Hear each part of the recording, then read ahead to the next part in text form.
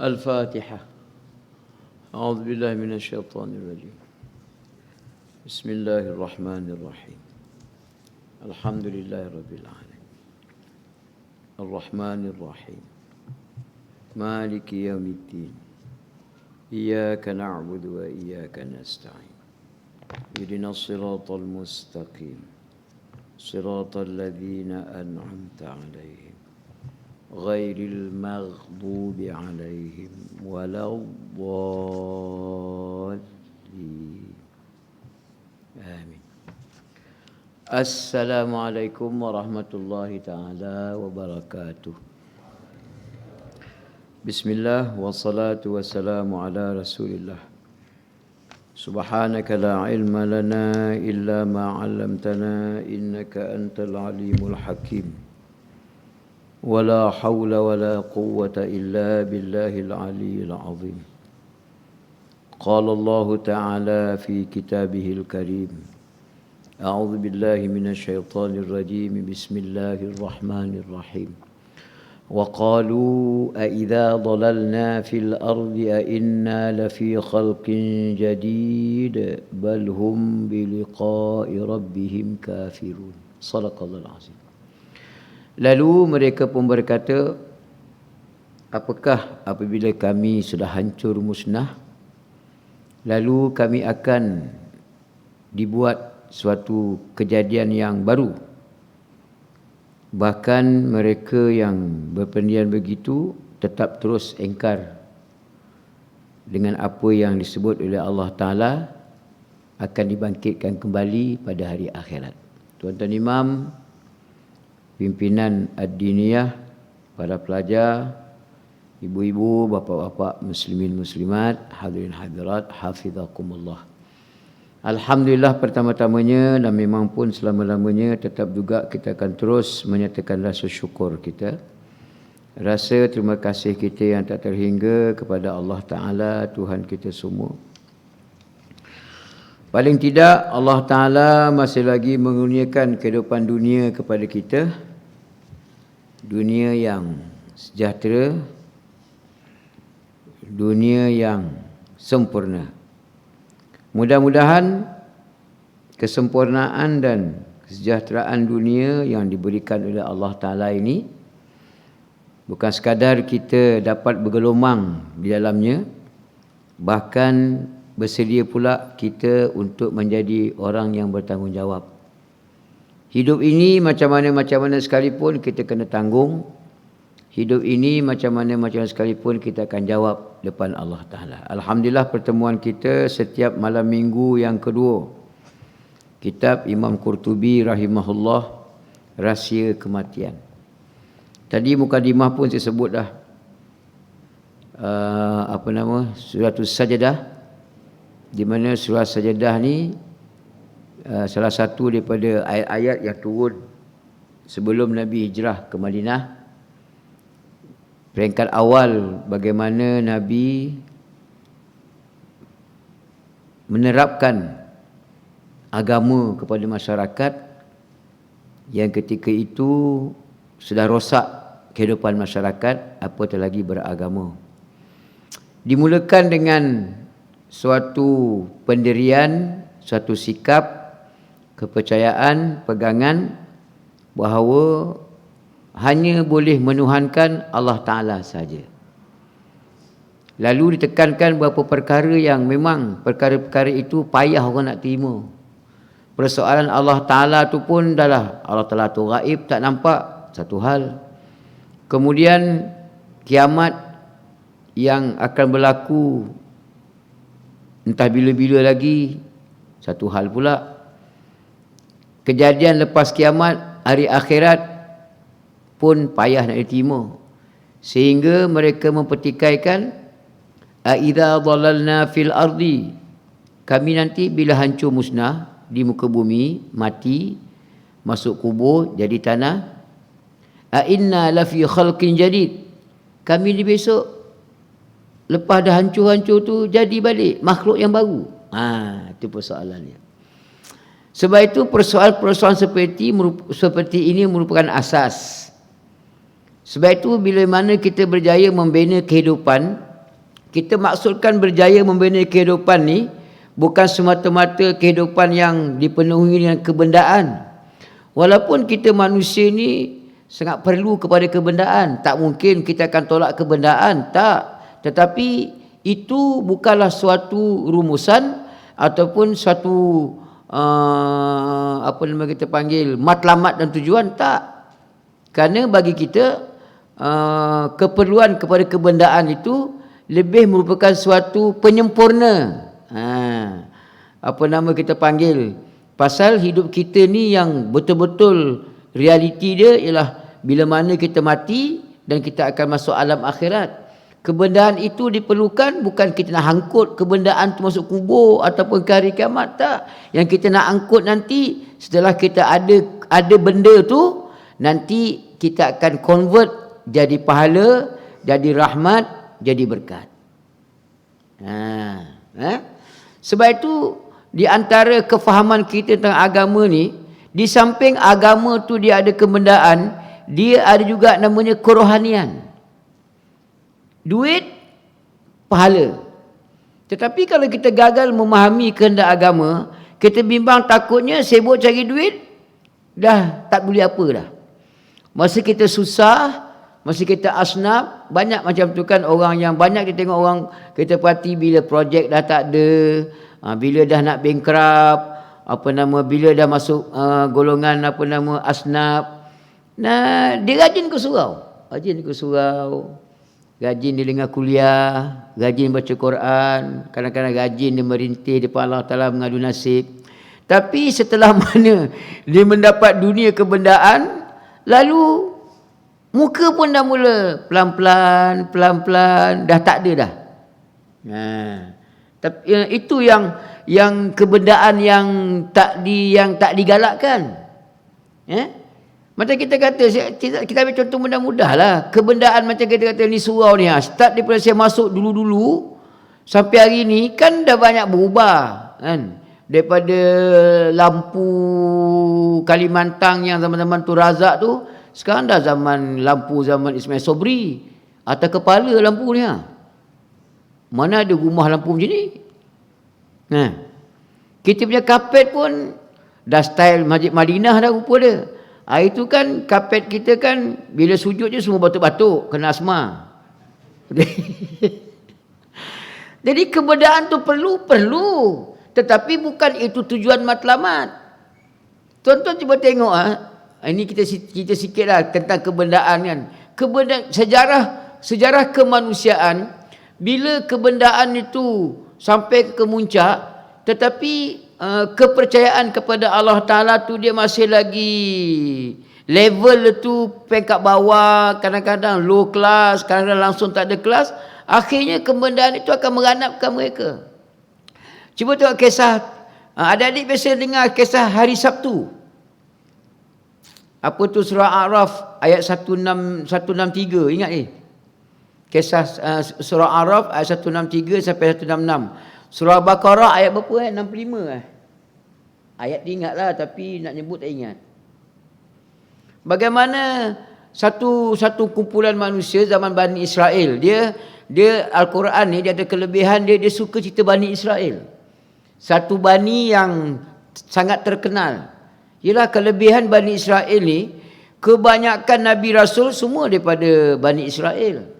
Jangankan kata apa Nabi kita SAW, walaupun dia highlightkan dia sebagai orang Mekah, Arab Quraisy, tapi kalau kita tengok dia punya susu galur, dia punya nasab dia tu, nanti kita akan jumpa bin Ismail. Ismail. Nanti Ismail bin Ibrahim. Tu puak-puak Bani Israel lah. Bani Israel. Jadi kebanyakan Nabi-Nabi Rasul ni memang kebanyakan bapa dia siapa? Nabi Daud, anak dia Sulaiman.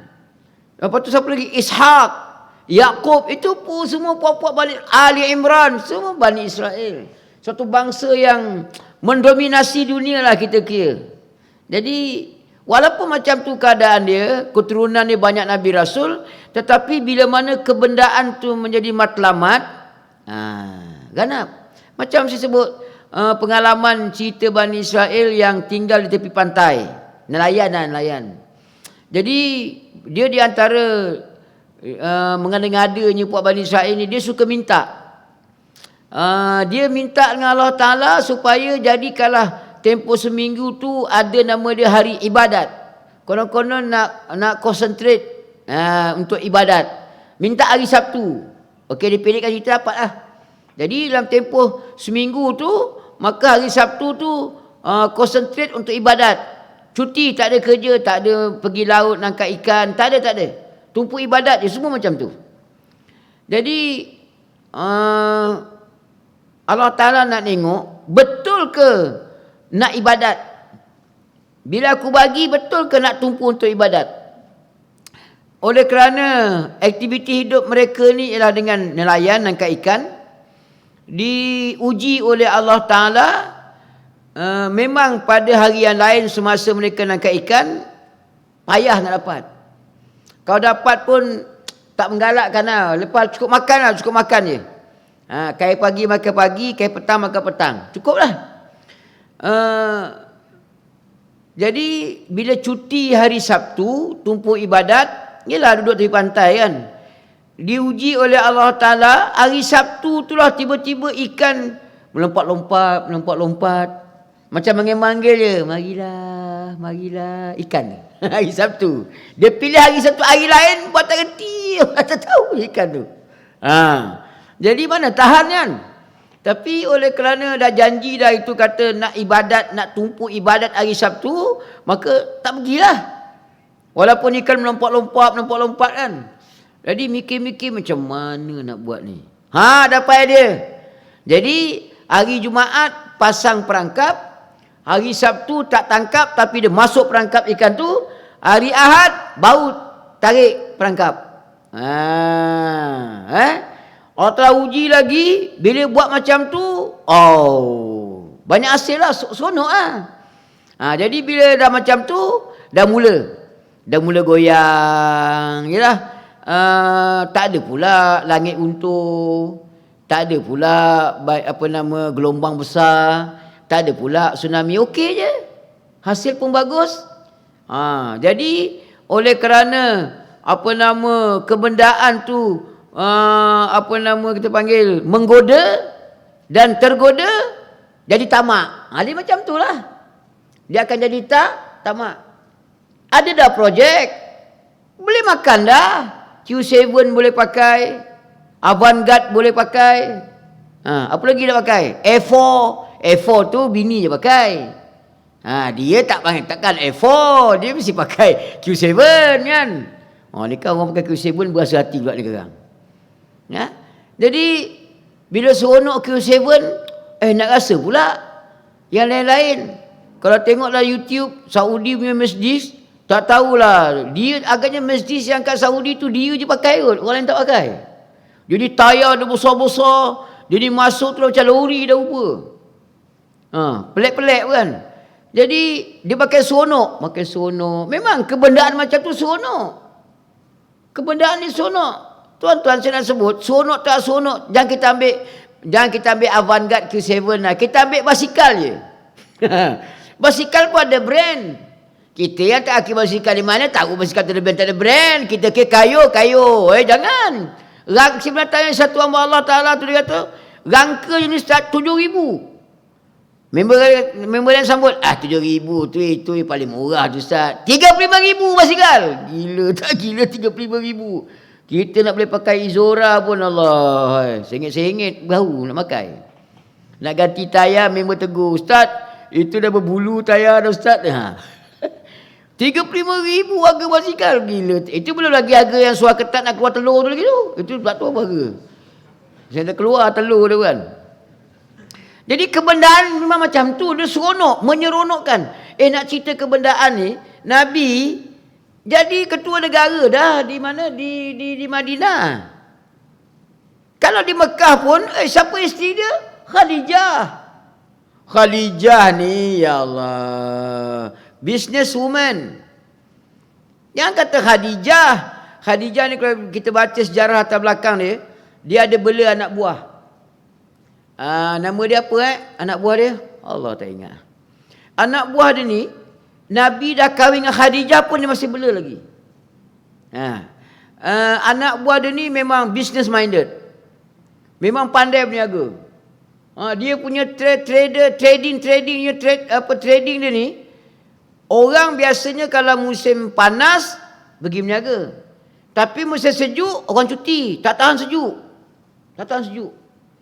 Dia ni musim panas pun berniaga, sejuk pun berniaga. Ada riwayat menyebut dia kalau pergi berniaga import export, keluar dia ke Syam atau ke Yaman, tak kurang 100 ekor unta. Itu berapa kontena tu? 100 ekor unta. Berapa kontena? Pergi 100 ekor unta, balik 100 ekor unta. Pergi 100 ekor unta, balik 100 ekor unta. Musim panas 100 ekor unta, musim sejuk pun 100 ekor unta. Kebendaan. Memang kalau sebut nama dia, memang business minded lah. Memang pandai berniaga. Memang pandai berniaga. Nak kirakan Nabi hidup dengan Khadijah tu memang ahli perniagaan dah, kaya dah. Dan anak buah tu memang kaya, duit banyak. Tapi cuba tengok kehidupan yang Nabi pilih. Tuan-tuan, selalu saya sebut, kan saya ni juru nikah. Sekarang ni saya tengah kempen pada orang-orang bujang yang nak kahwin ni. Saya kata, berapa mas kahwin awak nak bagi pada perempuan? 300 Ustaz. Kan Selangor 300 mas kahwin. Siapa kata 300 mas kahwin Selangor? Selangor mas kahwin ni 300 tu minimum. Dia tak ada ketentuan mesti tak.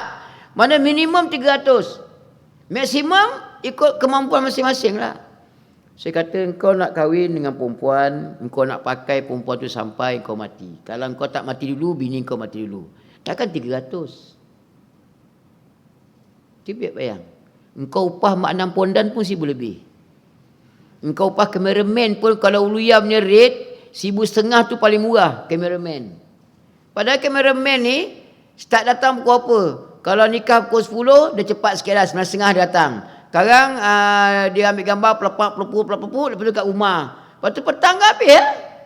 Bukan 24 jam pun, 1,500. Habis kau bagi ke bini kau nak pakai sampai kiamat, 300.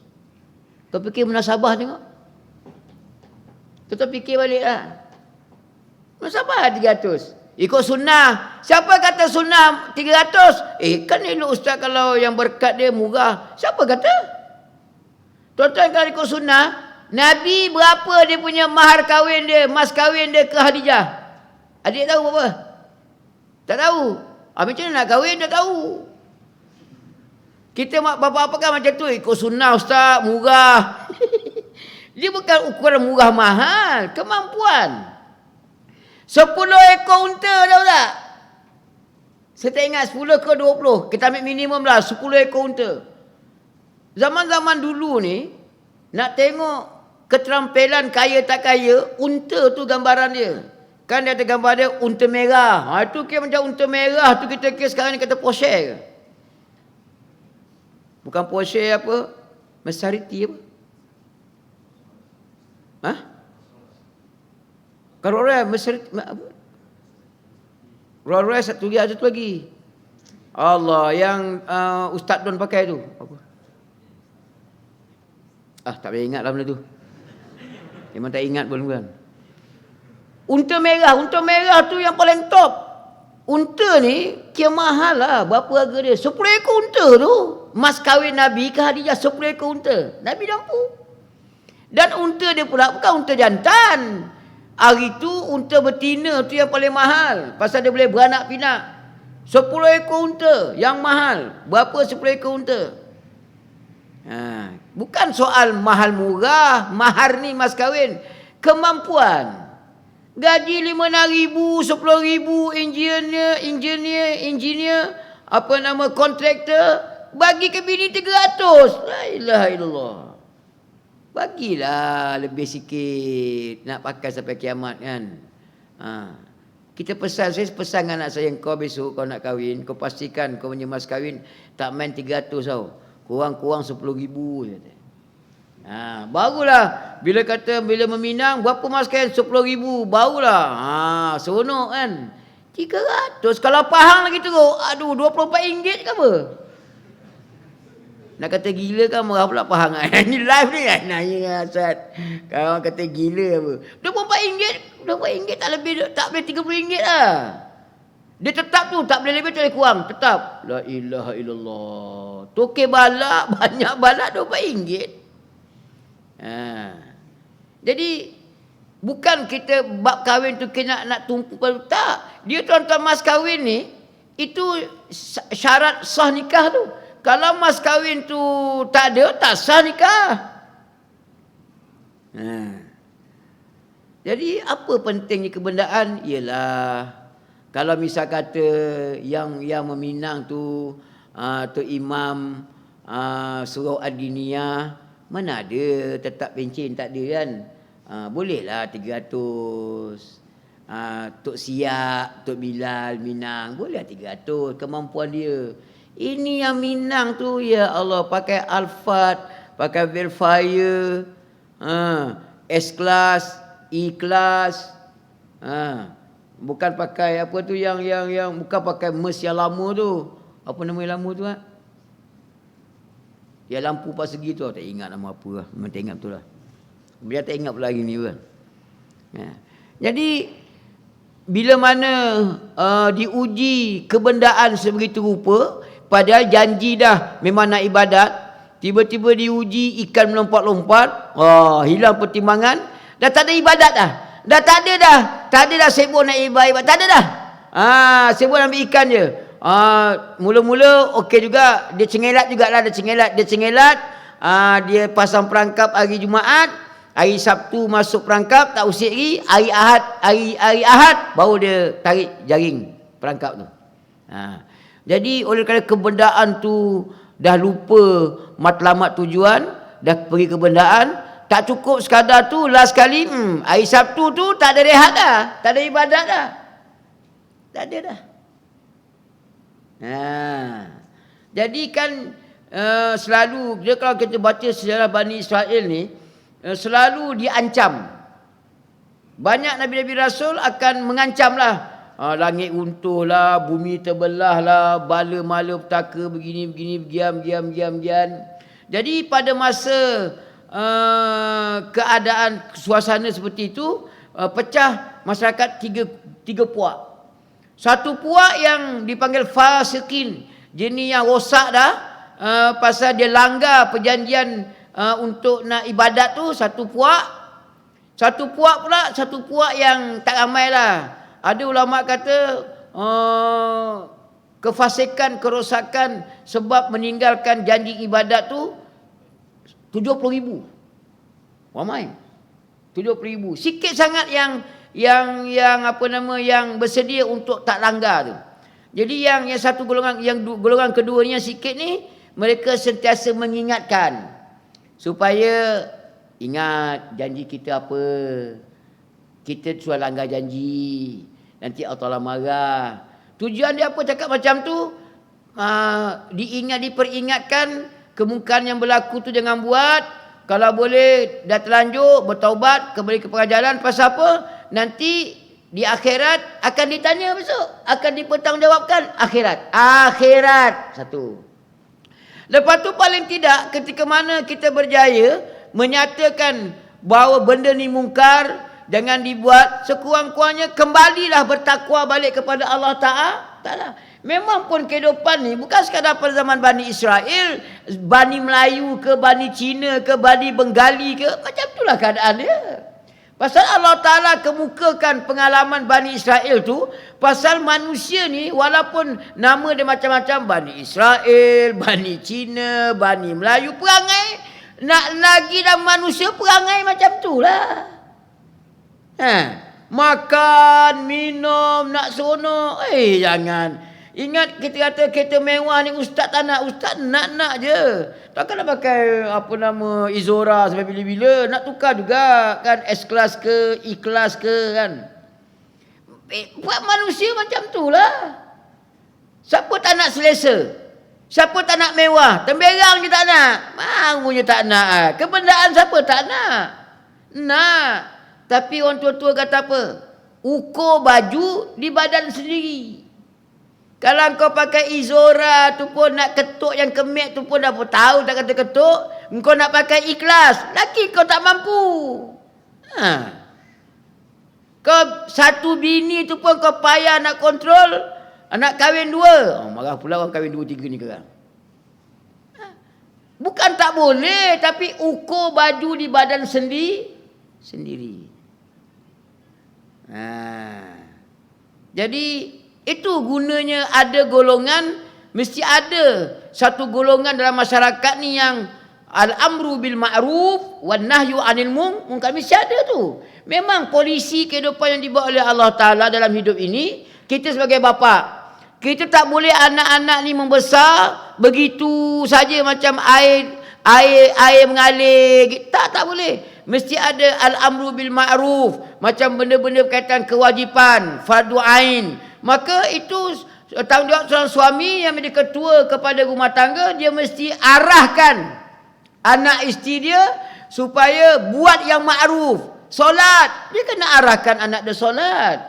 Dia tak boleh biarlah ustaz, anak saya hafal Quran, anak saya sekolah agama, dia dah besar panjang, dia tahulah ustaz. Tak boleh. Tahu satu hal, arahan untuk disuruh buat benda baik, ma'ruf.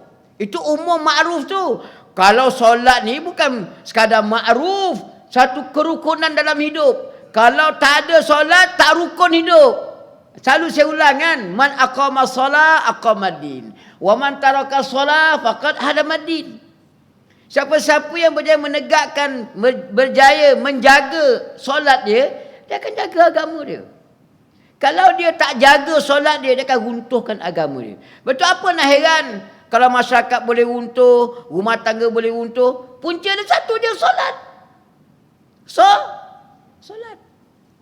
Jadi besar tak besar peranan solat itu, maka kita kena suruh. Itu baru bab solat, belum bab yang lain-lain lagi, kewajipan-kewajipan yang lain kena suruh. Benda mungkar tak boleh biar. Lantaklah ustaz, dia yang buat mungkar, dia tanggung habis tu bakar dan api neraka, tu tak kena. Kita mesti cegah setakat yang kita mampu. Kalau kita ni penguat kuasa, ada kuasa, kena gunakan kuasa yang ada tu. Kalau tak ada kuasa, ada gigi lidah yang tahu ustaz-ustaz, asatizah, dia boleh ceramah kuliah, dia kena sebut benda tu. Kuasa tak ada, nak bercakap pun tak pandai, bisu ke barangkali atau sengau ke orang tak faham, maka kita kena ada satu sikap benci. Sikap benci. Jadi golongan kedua, golongan ketiga, itulah dia bukan nak share ke, nak top up ke yang golongan yang menentang kemungkaran ni. Dia pula marah dengan puak-puak yang menentang kemungkaran. Dia kata, kau diam-diam sudahlah, sibuk jaga tipikan orang, kau jaga je anak bini kau. Macam kau seorang je baik. Dia tu memang jahat dah, lantak dari tu. Kalau dia susah pun dia, kalau masuk neraka pun dia kena dengan kau pun. Satu golongan. Tiga golongan. Pada masa, bila-bila masa, mana-mana zaman, macam itulah kita manusia ni. Macam tu, tak lagi bertiga golongan tu. Orang yang buat kemungkaran, orang yang mencegah kemungkaran, orang yang konon-kononnya atas pagar lah, atas pagar. Kalau Islam politik atas pagar kan. Maknanya dia play safe. Nak jaga. Konon-konon kan kalau pergi ke puak ni, puak tu marah. Pergi puak tu, puak ni marah. Habis sekali, tak ada puak-puak. Kita tak ada berpuak-puak ustaz. Nampak? Tu sini tak sini, jahat tak jahat je ungkapan tu. Kita tak ada berpuak-puak ustaz. Kita sama je semua. Astagfirullah. Mana boleh sama? Orang mungkar dengan ma'ruf mana boleh sama? Orang yang tak solat dengan orang yang solat mana sama? Tapi hari ini macam tu lah. Kebersamaan, kesamarataan. Tak betul. Macam selalu saya ulang kan. Bila kita hidup ni, orang percaya, alhamdulillah ramai boleh terima akhirat, dunia. Jadi kita kena cari sama rata ustaz. Siapa kata sama rata? Ingat lagi tak kalau kita di Selangor ni khutbah Jumaat 2 minggu lepas ke 3 minggu lepas? Apa dia punya mula-mula ayat turun? Alhamdulillahil qail wabtaghi fima atakallahu ad-daral akhirah wala tansa nasibaka minad dunya. Ingat lagi tak? Ke masuk tidur? Tak sembahyang Jumaat tak ingat dah.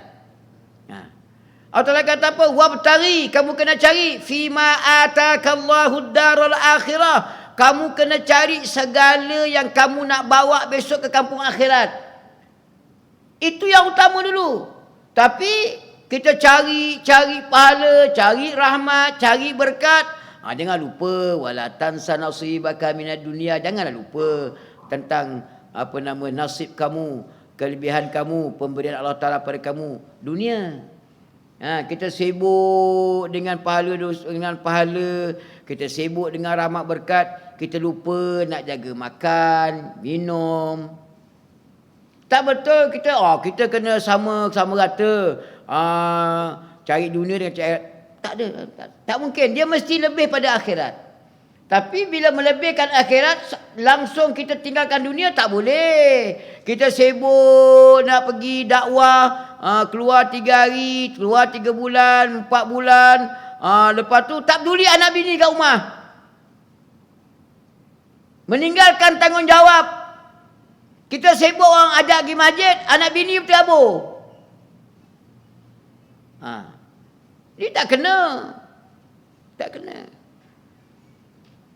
Nabi, tengok Nabi kebendaan tak kebendaan. Masa itu kita cerita Nabi masa di Mekah, memang dia berkemampuan. Tapi dia lebih memilih kesederhanaan, kan? Di Madinah lagi dahsyat, dia ketua negara ni kan makan 10% tak makan tak habis.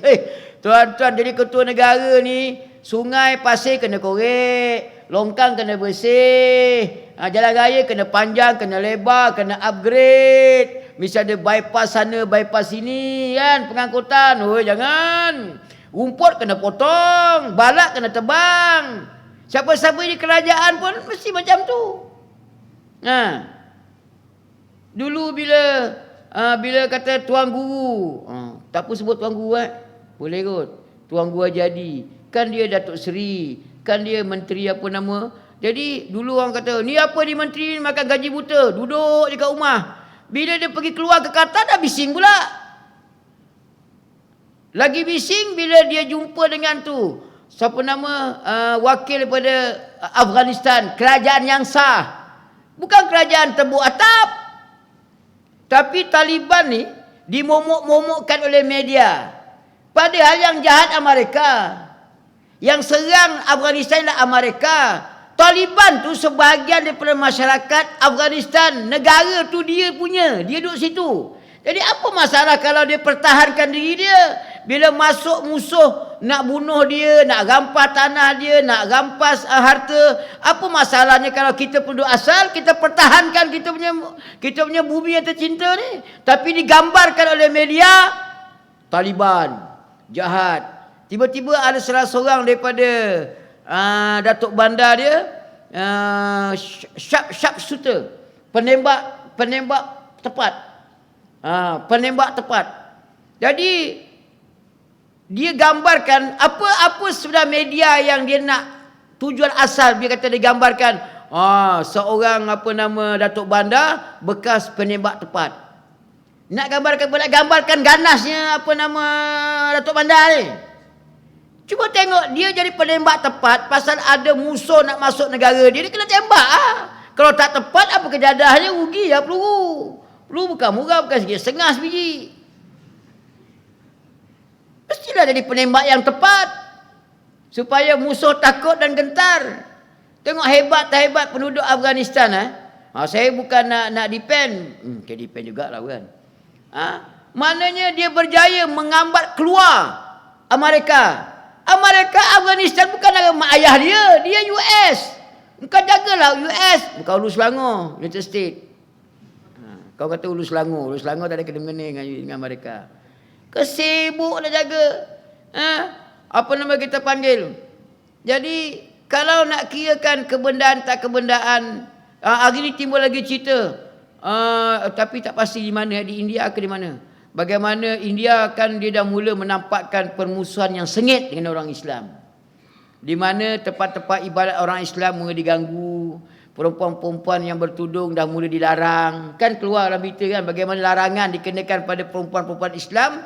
Nak masuk juga ke kolej swasta tu. Jadi pihak universiti tak benarkan pasal apa? Bukan pasal dia tak bayar yuran, pasal dia bertudung. Nak masuk juga buka tudung. Padahal yuran bayar. Kemampuan untuk membayar yuran selesai. Kemampuan untuk menerusi pengajian, mengikuti segala silibus, okey, no problem. Cuma jadi masalah dia pasal pakai tudung. Adakah pakai tudung, tak pakai tudung tu penentu kita belajar tu okey tak okey? Tak. Itu bukan masalah. Yang jadi masalahnya lah pihak yang berbulu biji mata bila tengok orang perempuan Islam bertudung.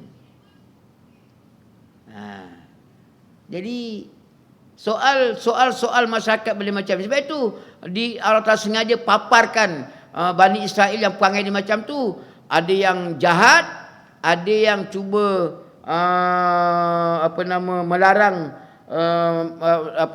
melarang kemungkaran, dan ada golongan yang dia tak berpihak pada yang jahat, tapi dia punya style tu dia halang pula orang nak buat kebaikan dengan menentang kemungkaran. Akhirnya oleh kerana dah teruk sangat, kemungkaran tu berlaku, dah mula-mula tu pasang perangkap, lepas tu dah tak ibadat dah jadi seronok, jadi pesta-pesta. Mereka pun ada setengah kata mereka ni, ada riwayat menyebut dia pisahkan diri dia. Mereka pisahkan diri mereka dengan puak-puak fasik ni, sehingga dia kata buat tembok. Sampai satu peringkat tiba-tiba dia rasa kelainan. Pasal apa? Sunyi je, sepi je. Bergintai balik tembok, balik pintu tengok, tak ada orang. Tak ada orang, mana pergi? Bila masuk ke tempat tu, banyak beruk. Ada kata beruk, ada kata babi. Mai mana babi yang beruk ni? Rupa-rupanya Allah Ta'ala turunkan azab, kunu qiradatan khasi'in di antara ni kan. Kan ayat tersebut kan. Kunu qiradatan khasi'in. Jadi beruk. Ada orang lepas tu ada sahabat tanya, ya Rasulullah, adakah beruk dan babi ada pada hari itu beruk yang jadi Bani Israel? Tu bukan. Pasal beruk dengan babi ni sebelum Bani Israel tu jadi babi beruk, dah ada dah babi beruk. Kan sebelum Bani Israel disumpah jadi beruk, dah ada dah beruk sebelum tu, babi ada dah. Lepas tu pula Bani Israel yang jadi babi beruk tu lepas 3 hari mati semua. Mati semua. Jadi babi dan beruk yang ada pada hari ini itu babi beruk yang asli. Mereka Darwin dia kata ada kena dengan manusia. Darwin kan, Darwin dia kata kan kita daripada beruk, dia seorang je lah kan.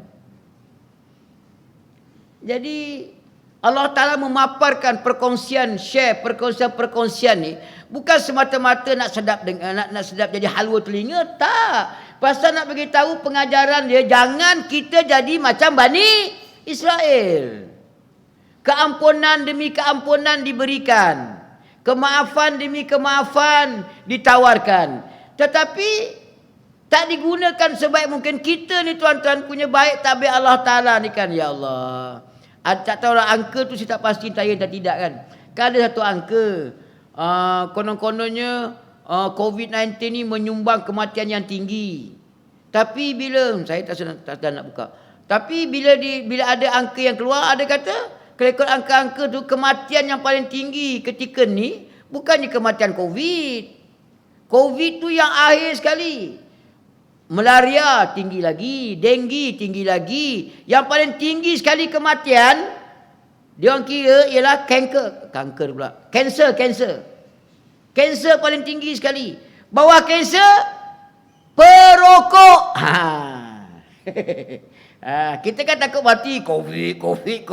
Rupanya paling banyak mati selepas kanser siapa? Perokok. Ni kan orang merokok marah pula lah. Tuan-tuan, Allah Ta'ala ni baik, tahu tak? Baik. Kan tuan-tuan, saya nak share. Bila masuk hospital, apa doktor kata? Pakcik, merokok tak? Tak merokok. Kenapa? Dia kata tak boleh merokok. orang yang terlibat dengan ward ortopedik, kan, masalah kemalangan-kemalangan, dia banyak memberi kesan kepada orang yang cedera, terutama yang cedera. Kalau yang tak cedera ni dia ukut, lambat sikit lah dia punya kerosakan tu. Tapi kalau cedera, patah tulang ke apa benda ke, minum arak dengan rokok, kesan dia berat, lambat sembuh. Kadang-kadang ubat yang dimakan tu dia tak load. Jadi pengajaran yang disebut, walaupun Bani Israel, walaupun dia hidup di zaman sebelum kita ada, zaman dulu, zaman Nabi Musa, zaman Nabi Nuh, tetapi ianya merupakan satu pengajaran yang terbaik supaya kita jangan jadi macam tu. Diberi peluang oleh Allah Ta'ala, gunakan peluang yang ada tu. Paling tidak kita ambil peluang hidup ni. Peluang kita hidup ni. Paling tidak. Yalah, memang kita sakit, tak larat, uzur. Itu memang lumrahnya alam, memang macam tu. Manusia ni takkan dia muda, dia manjang-manjang, walaupun nama parti dia parti muda. Lama tua juga. Memang bini nombor tu bini muda, tapi lama-lama tua juga. Ke bini muda tak tua-tua. Pelik. Nak benar kahwin bini muda kau tak tua-tua. Ada. Macam mana muda pula kalau tua juga sudah.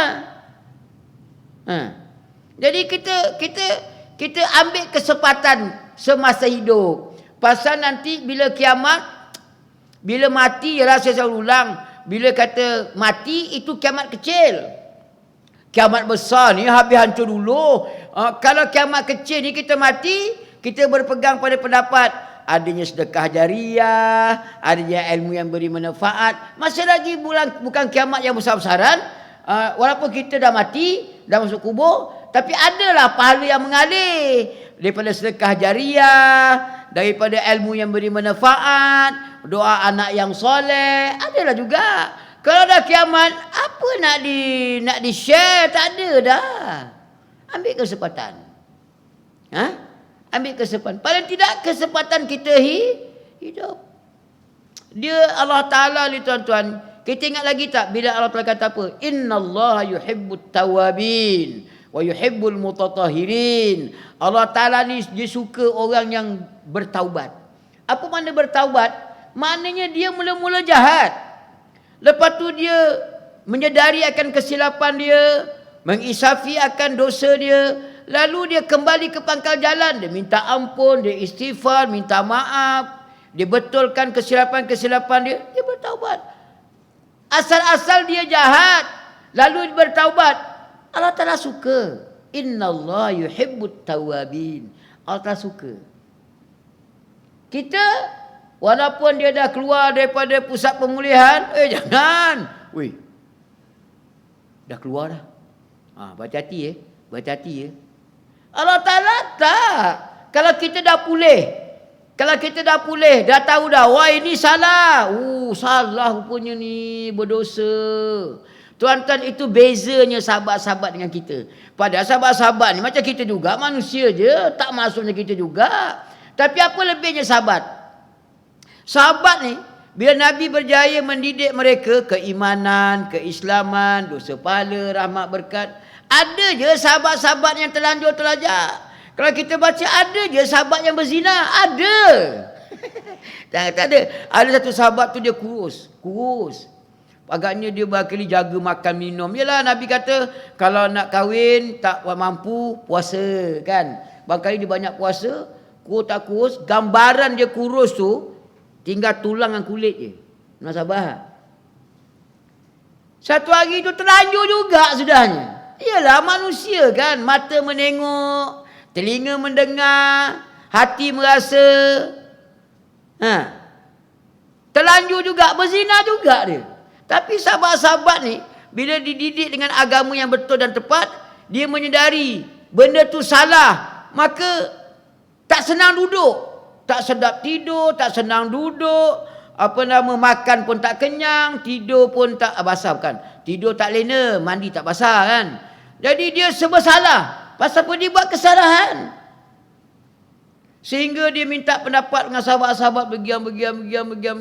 Last sekali sahabat tolong jumpa tanya ke Nabi. Ya Rasulullah, si anu ni berzina. Terkejut Nabi. Woi, ada nafsu juga dia. Kurus.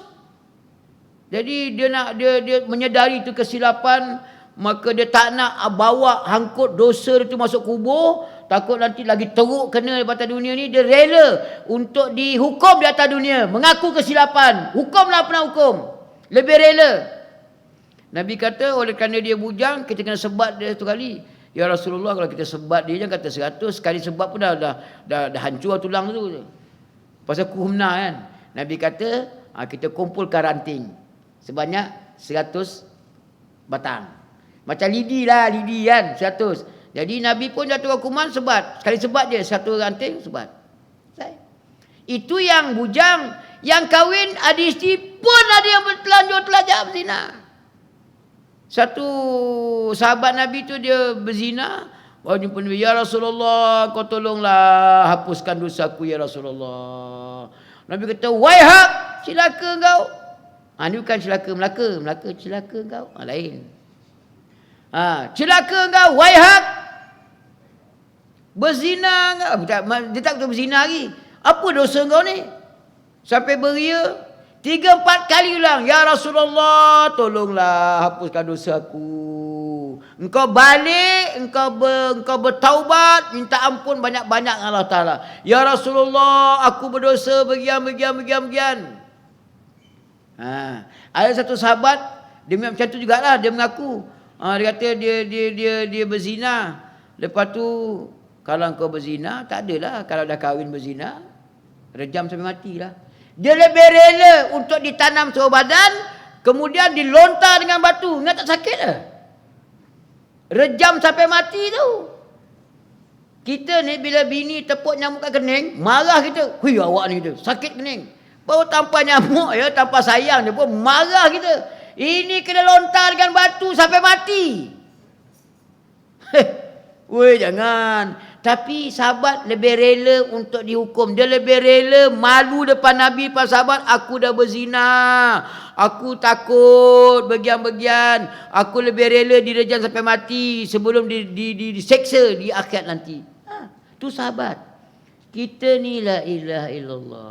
Dah terang-terang bersalah. Mahkamah kata salah dah. Mahkamah kata ada hukuman dah. Bagi can rayu. Tak makan. Tak ngaku lagi. Dah tak aku salah. Kata pula orang lain salah. Tu berat tak berat? Tu kita. Nampak? Pasal kita percaya tapi tak berapa nak percaya. Harap-harap tu ada cahayanya hidup. Orang Perak. Ada orang Perak sini? Harap-harap tu ada lah cahayanya hidup. Sebab itu keimanan yang kita tanam, kita kena suburkan dia. Tak adalah tuan-tuan, ketika mana kita berjaya mengimani, menyuburi dengan ilmu. Yalah saya selalu ulang, dalam agama ni benda yang pertama sekali apa diseru oleh Allah Ta'ala? Iqra', ilmu tu. Kita kena berusaha untuk membuangkan, saya selalu ulang, kita ni di antara masalah kita akhir zaman yang jadi tanda pada hari kiamat apa dia? Bila mana kejahilan itu mendominasi kehidupan. Bila kejahilan tu kita panggil menguasai pemikiran. Tak nak kita keluar daripada kepompong kejahilan tu. Kita nak bodoh juga, membiarkan diri tu bodoh sehingga dicucuk hidung. Sehingga kadang-kadang bila kita mikir tanpa fikir panjang, istilah tanpa mikir panjang. Kena fikir panjang lah. Orang yang berilmu dia kena fikir panjang. Elok bergaduh ke elok berdamai? Fikir panjang. Fikir panjang. Kalau kita bergaduh pun dapat apa? Kalau kita bergaduh dapat apa? Baik kita berdamai, antara bergaduh memang kalau ke kira, inilah time kita nak bergaduh. Habis-habisan sensor lengan, biar puas hati. Tapi kalau kita fikir panjang, nak buat apa bergaduh? Sekadar untuk menyingkap segala kesalahan. Yang saya sebut tadi, puak yang menentang kemungkaran tu bukan nak bergaduh. Dia cuma nak ajak Kan kita janji dengan Allah Ta'ala dah. Kita minta Allah Ta'ala untuk beribadat pada hari Sabtu. Ingat balik janji tu.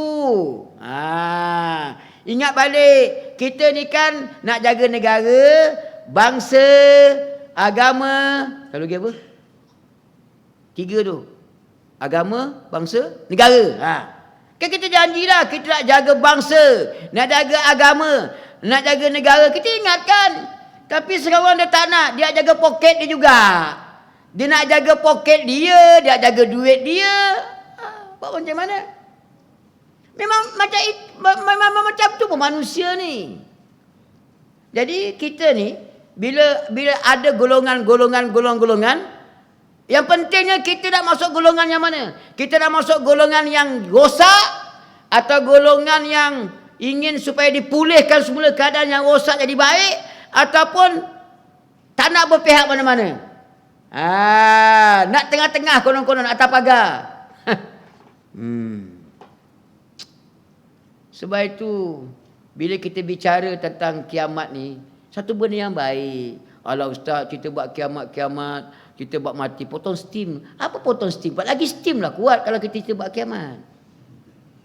Lagi steam kuat lah. Lagi kuat kita nak bekerja, lagi kuat nak jaga anak-anak bini, lagi kuat kita cari duit. Iyalah, kita mikir duit tu memang tak boleh bawa ke dalam kubur. Tapi kita cairkan dia jadi apa? Derma, sumbangan, pinjaman. Ui, kan. Cuma jangan cengelat lah. Tadi yang Bani Israil tu cengelat tu. Yang mula-mula tu kan, yang dia pasang pukat hari Jumaat, dia nanti ikan masuk pukat hari Sabtu, kemudian hari Ahad dia tarik pukat. Itu cengelat. Macam kita suami lah cengelat. Ustaz, takkan kita suami cengelat dah lah. Awak ada gaji kan, saya ada gaji. Okey? Jadi awak ada gaji, awak beli tu beli ni, saya beli ni beli tu. Bila kita kahwin, kita suami gentleman lah. Kita yang kena sara hidup dia tahu. Bukan dia sara hidup kita. Gentleman. Barulah gentleman. Ini nak kahwin 2-3. Marah lagi lah kahwin 2-3 ni sekarang. Nak kahwin 2-3 tapi kita palat. Nak cari ustaz, boleh kahwin. Payah apa ustaz? Kahwin 2-3 carilah orang perempuan yang umur 35, 40, yang kerja kerjaan, KBSP pun dah banyak, duit pun banyak, rumah dah ada, kereta. Cuci tangan ustaz. Itu cengelat. Cengelat, nak lepas tanggungjawab. Kalau berasa tak mampu nak bagi makan, tak payah. Kita cengelat. Ambil kesempatan. Kadang-kadang ada setengah orang dia buat pandangan. Boleh share kahwin 2-3 walau tak mampu, tapi dia tak syarat. Pasal dia nak kita, dia nak kita tak syarat. Saya tak mampu ni. Jadi tak apa ke kalau kita cengelat lah tu. Macam Bani Israil lah cengelat. Boleh faham tak cengelat ni? Dia bukan bahasa Melayu, bukan bahasa Malaysia tu. Bahasa apa nama cengelat? Bahasa pasar. Kan tuan-tuan kalau rajin buka WhatsApp, medsos, kan sekarang ni suka dia edar video apa tak? Di mana-mana pun. Di Pakistan pun macam tu, di India macam tu, di China pun macam tu. Macam mana video dia? Dia beli buah. Yang seorang ni dia tipu timbang. Dia ambil, yang menjual ni dia ambil batu, dia sorok, dia bagi berat. Yang membeli ni pun cengelat juga. Dia ambil masuk poket. Dua-dua menipu. La ilaha illallah. Dua-dua cengelat. Penjual cengelat, pembeli pun cengelat. Dia letak buah, dia susun cantik. Biar roboh kota Paris, asal barang kita laris. Ni style dulu coket masa-masa masih bujang-bujang dulu. Macam tu aja buah. Biar roboh kota Paris, asal barang kita laris. Cantik je buah depan tu. Bila buka-buka dia ambil yang busuk belakang tu. Perangai tak habis-habis. Menipu je. Yang kat depan tu cantik, lawa je bukan. Anggur tu cantik lah. Lepas tu bila buka bungkus, kadang-kadang dia pandai tak? Dia ambil yang cantik buat dalam plastik. Tapi dia standby dah yang bungkus yang busuk ni. Nanti dia buat ingat-ingat, dia tunjuk tu apa-apa ke dah. Nanti bila alih pandangan je pembeli, dia pun tukar cepat-cepat. La ilaha illallah. Itu cengelat nama dia. Jangan jadi panggil cengelat. Banyak cengel? Jangan. Pasal bila kita beriman dengan hari kiamat, selalu kita tekan, kita takkan berani cengelat. Bahkan kita akan berasa, kalau boleh, kalau timbang 1 kilo, lebihkan sikit 1 gram. Kalau misalnya kata harga tu RM1.5, lepas tu bila kita bayar RM2, kita tak tunggu lama-lama lah. Tak apalah, keep the chain. 50 sen, apa sangat kan? Tapi ada perasaan nak membantu kan. Kadang-kadang kita ni bila sesama kita kan, oh mahal dia ustaz, itu murah. Kita kira murah mahal kan. Padahal lebih kurang 10 sen je. Apa salahnya kalau kita kata tak apalah 10 sen. Biarlah lebih kan. Kadang-kadang penjual dia punya cakap tak cengelat. Allah. Sampai rambutan tu lebih sikit, lebih sebiji, dia belah 2. Nak ngam-ngam biar tepat sekilo. La ilaha illallah. Tak ada berasa nak lebihkan ke, tak ada. Dah tak ada rasa apa kita panggil, dah tak ada rasa kasih dan sayang. Memang jual beli tu ada untung rugi. Memang jual beli tu aku jual, engkau setuju, engkau beli. Tetapi ada kasih dan sayang. Berlebih kurang. Kita yang jual barang ni lebihkan sikit. Kita yang beli barang ni, tak apalah lebih apa 3 sen, tak apalah sedekahlah. Tak ada pun, tak apalah keep the chain.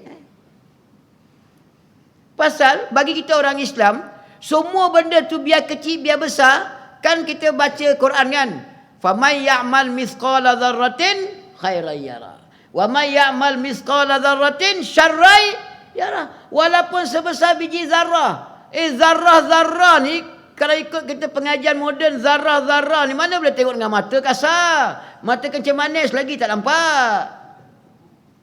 Kena tengok teropong halus. Oh nampak zarah halum nah.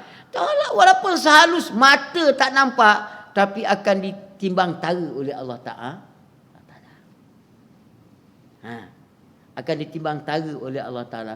Jadi kalau kita bersifat kebendaan pun, benda yang kita kaut tu untuk mendatangkan keuntungan di akhirat, pahala, rahmat, berkat. Macam kita kata, Nabi katakan, siapa-siapa yang dapat sembahyang menyembahyangkan jenazah nanti dapat 1 qirat. Siapa-siapa yang dapat sampai hantar jenazah sampai ke kubur dapat 2 qirat. 1 qirat tu bongkah emas sebesar bukit Uhud. Besar tak besar. Tapi ialah Allah Ta'ala ni dia style polisi dia, soal dosa pahala tu benda yang tak nampak. Tapi sebenarnya eloklah tak nampak. Kalau nampak pahala ni tuan-tuan ni, kita duduk, jangan kata kita semayang pada maghrib sampai ke isyak ni. Kita duduk dengar kuliah ramai macam ni, kalau kita nampak, kalau Allah Ta'ala buat pahala tu nampak, mana nak simpan pahala tu? Kita ni kereta 2 biji pun dah parking jalan raya depan dah. Mana nak simpan pahala tu? Hari-hari 5 kali solat, pahala solat tu dah simpan kat mana? Kau nampak macam nampak sebiji gunung Uhud, nampak sebiji macam rumah banglo tingkat-tingkat, mana nak simpan? Tak tersimpan lah. Tu Allah Ta'ala ni baik tak baik lah. Dibuatnya pahala tu benda yang tak nampak, tersimpan dengan rapi oleh Allah Ta'ala di khazanahnya, akan dikeluarkan besok di kubur. Terang kubur, lapang kubur, senang selesa di kubur. Itu mau di kubur, belum lagi di tempat-tempat lain. Laluan titian siratul mustaqim. Banyaklah. Tapi memerlukan keimanan. Nak beriman tu, kita kena kaji, kita kena mengaji. Kalau kita bincang asyik kopi jantan, kopi janda, kopi jantan, kopi janda, habis mana nampak pahala dia? Dah pukul 9, cara nak berhenti. Tapi kita jumpa 11 kali, tak nak berhenti lagi dah. Macam kita kata kan, macam kita fikir-fikir kan, memanglah tuan-tuan, surau ni tak macam standard masjid, tak ada etikaf. Tapi sekurang-kurangnya bila kita belajar, bila kita kaji, rupanya bila kita duduk dalam majlis ilmu ni, para malaikat akan berkerumun mengepakkan sayap dia. Malaikat ni tuan-tuan, jenis makhluk yang maksum. Kalau kita berjaya mengimani tentang malaikat, kita cari maklumat malaikat macam ni, bagian-bagian. Sonok kita duduk dalam majlis ilmu ni. Patutlah ulama-ulama dulu tuan-tuan, ulama-ulama dulu ni, patutlah dia jadi ulama. Dia mengaji ni sampai mati. Kita ni kan bila mengaji kan, Ustaz, bila nak habis mengaji kerjalah pula. Dah ada BA, nak master, PhD, tak berhenti mengaji. Memang mengaji ni macam tu perangai dia, sifat mengaji memang macam tu. Kita dengar cerita lah tok guru yang, jangan cerita tok guru yang di negara-negara Arab tu. Tok guru yang belah-belah Nusantara ni kan, dia mengaji dengan pondok dia di Patani 10 tahun. Habis di Patani mengaji pula dengan tok guru di Malaysia berapa tahun pula. Pergi pula ke Indonesia, dah habis tok guru Nusantara Melayu, pergi pula negara Arab. Puluh-puluh tahun. Saya biasa jumpa masa di Syria itu, budak tu 10 tahun dah. Saya datang tu dia tahun ke-10 dah. Weh, kau biar nak balik 10 tahun lah kau tu. Banyak lagi ni Syekh, tak mengaji ni, kitab banyak lagi tak baca ni. La ilaha illallah. Habis kau biar nak kahwin, kahwin kemudian lah dia tu. 10 tahun dah duduk kat Syria. Nak jumpa dia payahlah. Kecuali hari Jumaat. Pasal nak semayang Jumaat kan. Hari lain, tak mana-mana pergi. Tahu tok guru mana dia jumpa, tak kitab mana dia buka kan. Kau dah 10 tahun tak nak balik-balik ke? Yelah Syekh, Ana kalau balik, nanti ayah Ana suruh Ana hidupkan, teruskan pondok tu. Jadi kalau kita ilmu tak ada, nak mondok apa nama, pondok durian boleh lah. Ini bukan pondok durian.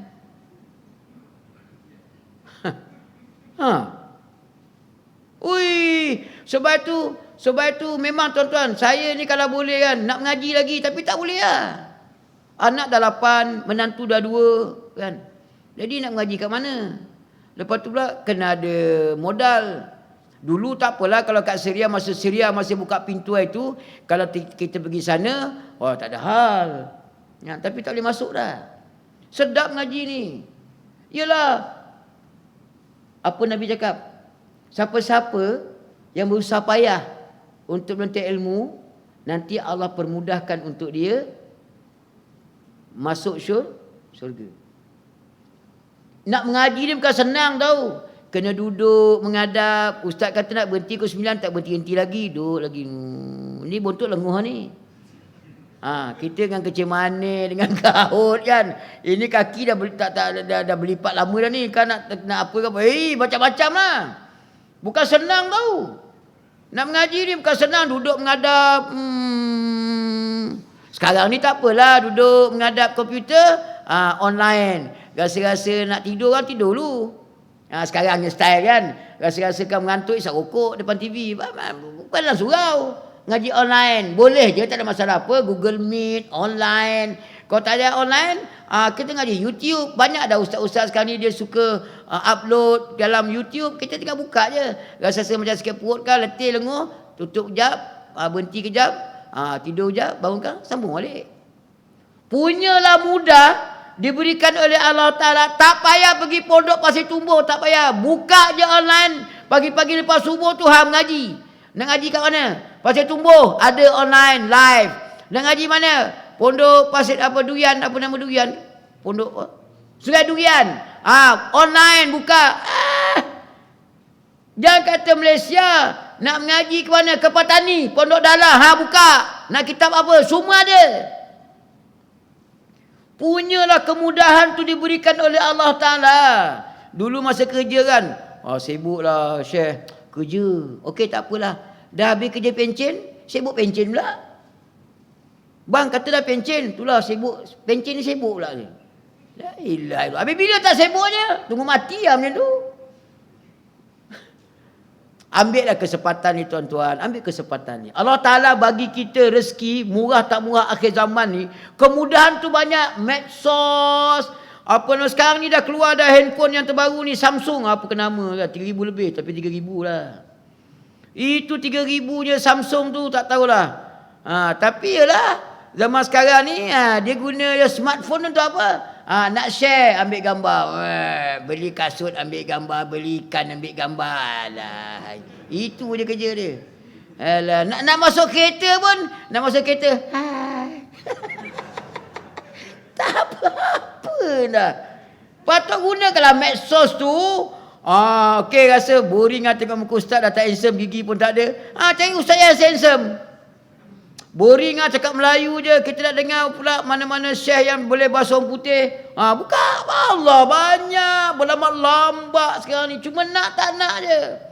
Kita berasa kita cenderung pada puak-puak yang kita pakai Quran Sunnah. Kita buka. Yang jenis Quran Sunnah. Semuanya bid'ah. Kita ngaji. Okey, kita minat yang jenis aswaja. Cari yang aswaja. Ngaji. Ini tak habis bergaduh. Wahabi, aswaja. Aswaja, wahabi. Dah sekali dua-dua tak ngaji. Bergaduh. Nak buat apa? Ada faedah. 1 sen tak ada faedah. Lebih baik kita buka. Yang baru ni, yang viral baru ni, tentang ada ustaz tu kata, Nabi kata macam ni, Tok Guru kata macam ni. Ikut Tok Guru. Itu masalah TikTok. Masalah TikTok ni, dia tak bicara habis. Lepas tu kita dengarlah dulu daripada awal apa ustaz tersebut sampai ke penghabis. Bila kita shortcut, masalah lah. Dia maksud itu macam ni. Saya ambil contoh. Saya contoh. Penulisan hadis. Masa zaman Nabi itu, Nabi kata tak boleh tulis hadis. Hadis-hadis ni tak boleh tulis. Apa tak boleh tulis? Nabi cakap jangan tulis. Apa alasan dia? Pasal wahyu tak boleh turun. Takut tulis-tulis hadis, tulis-tulis wahyu nanti terkeliru. Takut bercampur baul. Nabi kata tak boleh tulis hadis. Kalau kita tak tahu apa penjelasan paling ulama, semata-mata baca kenyataan Nabi directly macam tu, habis yang kita baca hadis-hadis ni macam mana? Haram. Tapi macam mana jadi tak haram? Pasal ulama sebut. Ulama kata bagian. Bukan berarti kita menolak Nabi. Tak. Penjelasan daripada ulama. Kita ni nak jumpa Nabi tak dah. Nak jumpa sahabat pun tidak. Salafus salih yang kita panggil tabi'in pun tak jumpa dah. Kita ni. Jadi macam mana dapatkan penjelasan? Kita ni bahasa Melayu. Bahasa Melayu, Jawa, Banjar. Nabi bahasa Arab. Faham? Bismillahirrahmanirrahim tu pun baca pun siabut dah. Terjemah tak erti lagi. Kita perlukan ulama pasal dia akan menjelaskan. Ini last sikit ya. Macam kita katakan saya sebut dah itu. Kita ni hari Jumaat berapa kali azan?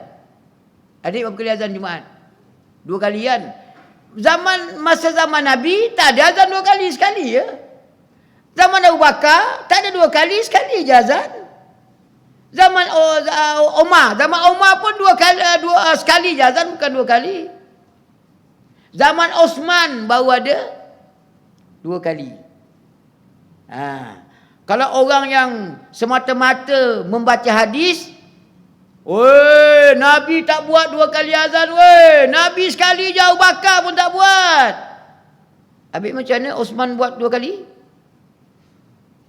Ni tak lama lagi kita tengah menunggu-nunggu ni. Ni ada 11.30 lagi kita akan masuk Ramadan. Ramadan ni zaman Nabi mana ada Nabi sembahyang berjemaah di Masjid Surau? Tak ada kan? Zaman bila mula adanya terkenalnya dengan berjemaah di Masjid Surau ni? Zaman Umar. Jadi kita ni nak memahami agama directly ke Nabi. Nabi tak jumpa dah. Nabi pun tak ada kuliah, tak ada live, tak ada Google Meet. Tapi macam mana? Apa yang disampaikan oleh Nabi turun-temurun sampai pada para alim ulama, diterjemah bahasa kita. Kita baca kitab tu, ada pula bimbingan daripada asatizah yang reti. Macam hari ni kan, orang masih bertikai bila nak rapat ni ustaz, jarak-jarak. La ilaha illallah Muhammadur Rasulullah. Bila kita gagal memahami kehendak hadis tentang rapat jarak, itu yang gaduh tu. Tapi kalau kita berjaya memahami daripada apa kata alim ulama, ulama ni kata apa, ulama tu kata apa penjelasan dia, maka kita akan terbuka. Rupa-rupanya rapat-rapat ni sunat je, bukan wajib pun. Kalau kita sengaja je, tak ada apa-apa, sengaja je tak nak rapat-rapat, baru makruh je baru. Ini kita darat-darat bukan suka-suka. Ada sebab dan musabab. Jadi sebab itulah kita kata kepercantaan akhirat ni benda yang penting. Kita kena ingatkan. Saya ingat lagi bila nenek saya tengok laki dia, datuk saya dia macam dia kan. Dia kata, awak buang terbiat ke apa? Itu dia ingatan dia. Awak buang terbiat ke apa? Maksud dia apa? Awak buang terbiat tu nak mati ke maksud dia? Terencat kejap. Pasal mikir nak mati. Jadi rupanya kalau kita memikir tentang akhirat selalu, kita akan terfikir kita buat tu salah ke betul? Pahala ke dosa? Elok ke tak elok? Rahmat ke berkat? Keampunan ke kemurkaan? Wallahu a'lam. Sekadar itulah yang baik pada Allah Taala, tak baik pada saya, mohon ampun dan maaf. Aku qouli hadza wa astaghfirullahalazim li wa lakum wa lisairil muslimin wal muslimat wal mu'minina wal mu'minat fastaghfiruh innahu wal ghafurur rahim. Subhanakallah bihamdik asyhadu an la ilaha illa anta astaghfiruka wa atubu ilaik. Bismillahirrahmanirrahim. Wal 'asr innal insana lafi khusr illa alladhina amanu wa 'amilus solihat wa tawasaw bil haqq wa tawasaw bis sabr. Wassalamu alaikum warahmatullahi taala wabarakatuh.